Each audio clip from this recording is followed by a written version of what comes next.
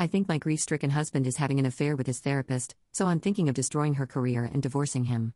When my husband's sister was unalived in an armed robbery gone wrong 2 years ago, everything changed. He and his sister were super close, their parents were substance addicts and my husband and his sister grew up relying on each other and helping each other through everything. I knew her and she was a great woman and her passing hurt me too, but seeing how it affected my husband completely broke me.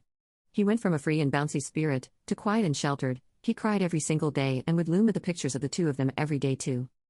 He was fired from his job because he refused to show up for work because he couldn't get out of bed. Depression consumed him. He refused to eat, refused to go outside, didn't want to see me or even talk to me most days, and of course our life in the bedroom died too. He carried on this way for a full year straight and our marriage was dying rapidly. I remember coming home after working a 12-hour shift with flowers for him. I spent an hour and a half making his favorite home-cooked meal and told him to come downstairs for dinner. He refused to come down and told me he'd rather not eat today. He didn't even accept the flowers, telling me to throw them away. I didn't throw them away, however. But I noticed they were out of the house a few weeks later. The next time I visited his sister's grave myself to pay respects, I noticed them there. I cried alone seeing that. I suggested therapy to my husband shortly after, and surprisingly he seemed accepting of the idea.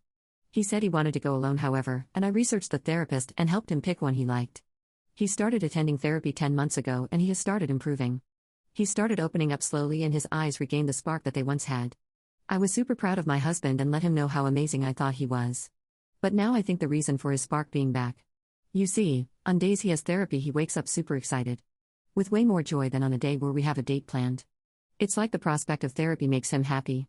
I have never questioned him about this, of course, but I did take note of it.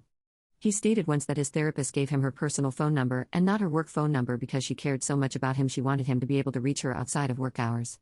This seemed super unprofessional to me, but I let it go at the time.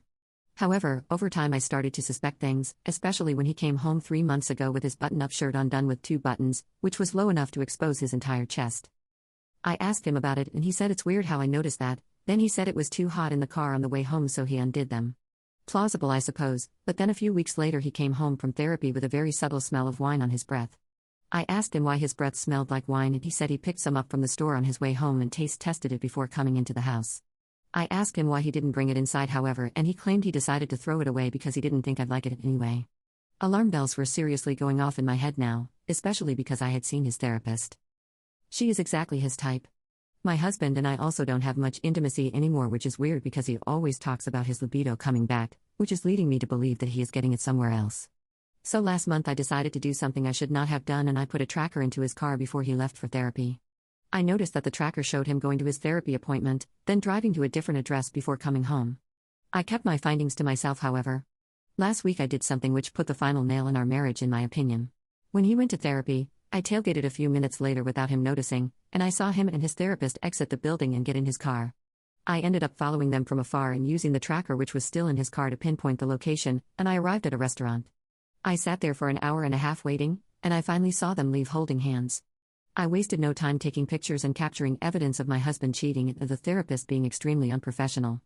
Now my question is, do I simply serve him with papers or do I expose her too and get her license revoked?